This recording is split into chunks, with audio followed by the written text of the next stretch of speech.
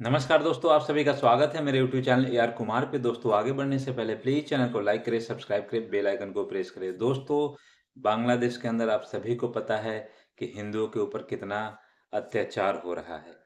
अब बांग्लादेशी हिंदू भी इकट्ठे हो चुके हैं और अपने राइट्स के लिए घरों से बाहर निकल चुके हैं। जिस तरीके से बांग्लादेश के अंदर हिंदुओं को मारा जा रहा था, उनकी दुकानें जला दी जा रही थी, उनके घरों में आग लगा दिया जा रहा था और मंदिरों को टारगेट किया जा रहा था, मंदिरों को तोड़ फोड़ करके उनको आग लगा दिया जा रहा था। अब बांग्लादेशी हिंदू अपने राइट्स के लिए रोडों पे निकल आए हैं और अब वो गवर्नमेंट से मांग कर रहे हैं कि माइनॉरिटी के लिए एक कानून लाया जाए, हमारी जो राइट्स हैं उनके रक्षा के लिए एक कानून लाया जाए। तो बहुत ही अच्छा किया है हमारे बांग्लादेशी जो भी भाई बहन हैं, हिंदू जो भी हैं, उन्होंने बहुत सही किया है। अपने राइट्स के लिए अब रोडों पे निकल चुके हैं।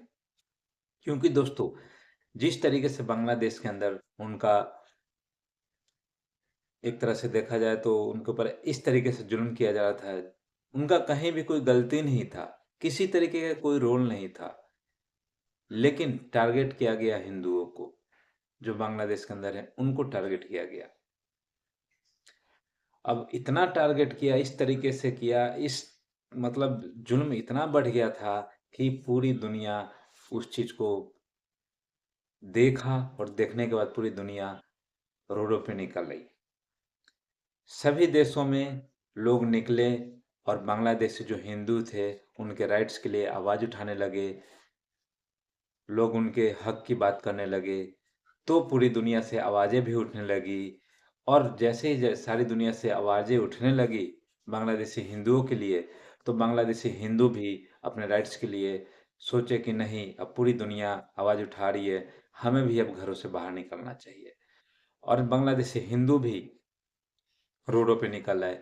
लाखों की संख्या में बांग्लादेश के जितने भी कई विभिन्न विभिन्न बड़े शहर हैं वहाँ पे इकट्ठे हुए और अपने राइट्स की मांग करने लगे कि जो भी माइनॉरिटी है बांग्लादेश के अंदर उनके ऊपर एक बिल लाया जाए, एक कानून बनाया जाए कि हमारे हितों की रक्षा की जाए, हमारे जो राइट्स हैं उनकी रक्षा की जाए। तो दोस्तों, अमेरिका हो, ब्रिटेन हो, कनाडा हो, ऑस्ट्रेलिया हो, न्यूजीलैंड हो या फिर कोई भी कंट्री हो, वहाँ से आवाज़ें उठने लगी बांग्लादेशी हिंदुओं के लिए। तो ये जो आवाज़ें उठी तो बांग्लादेशी हिंदू भी जग गए, उनके अंदर भी हिम्मत आई और वो कट्टर मुसलमानों के आगे पहले जो डर था वो डर उनके मन से निकला और वो अपने राइट्स के लिए रोडों पे निकल आए और गवर्नमेंट से डिमांड कर रहे हैं कि हमारे राइट्स के लिए कानून बनाया जाए। और मैं चाहता हूँ कि बांग्लादेश की जो अंतरिम गवर्नमेंट है, मोहम्मद यूनिस, और बांग्लादेश के जो भी माइनॉरिटी है उनके लिए एक कानून लाएं, उनके राइट्स के लिए कानून लाएं। और यदि वो कानून लाते हैं तो बहुत ही अच्छा होगा, क्योंकि यदि वो कानून नहीं लाएंगे तो फिर हिंदू अब रुकने वाले नहीं हैं, अपनी मांगे रखेंगे और बांग्लादेश के अंदर आने वाले दिनों में और भी बड़ी समस्याएं पैदा होंगी।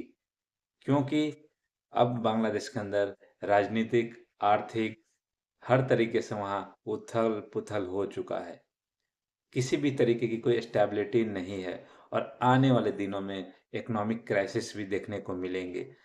बांग्लादेश के अंदर जिस तरीके से अब महंगाई बढ़ने वाली है, वो बांग्लादेश के लिए बहुत ही एक खतरनाक साबित होने वाला है वो।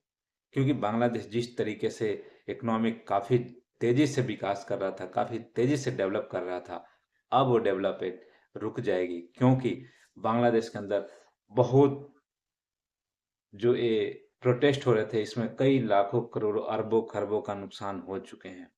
और ये जो प्रोटेस्ट हैं, बांग्लादेश के अंदर अब इन्वेस्टमेंट करने के लिए कोई भी कंट्री सोचेगा, क्योंकि वहाँ पर किसी भी तरीके का इन्वेस्टमेंट अब इतनी आसानी से होगी नहीं।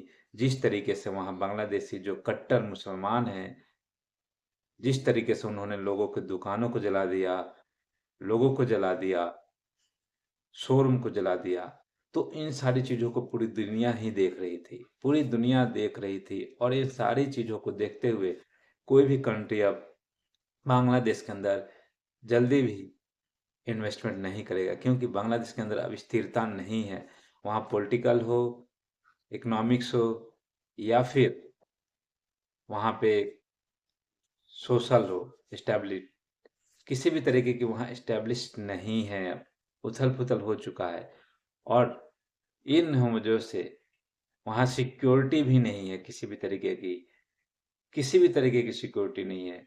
तो इन सारी वजहों के जो भी कारण हैं, इन्हीं के कारण अब वहाँ कोई जल्दी कंट्री इन्वेस्टमेंट नहीं करेगा फिलहाल जो सिचुएशन है। हाँ, यदि सिचुएशन आगे जाके सब ठीक-ठाक हो जाता है, तो कोई कंट्री शायद इन्वेस्टमेंट कर दे, लेकिन फिलहाल अभी जो सिचुएशन चल रहा है, कोई भी कंट्री वहाँ इन्वेस्टमेंट नहीं करेगा और आने वाले दिनों में बांग्लादेश के अंदर राजनीतिक हो, आर्थिक हो या फिर सिक्योरिटी हो, हर तरीके से वहाँ पे उथल-पुथल हो चुका है और ये चीज़ें देखने को और भी आगे मिलेगी। तो इसका बहुत ही ज़्यादा प्रभाव पड़ेगा बांग्लादेश के ऊपर और बांग्लादेश की जो आर्थिक गति जो थी, काफ़ी तेज़ी से विकास कर रहा था, वो एक तरह से रुक जाएगा, थम जाएगा और बांग्लादेश के अंदर पाकिस्तान जैसा हाल हो जाएगा।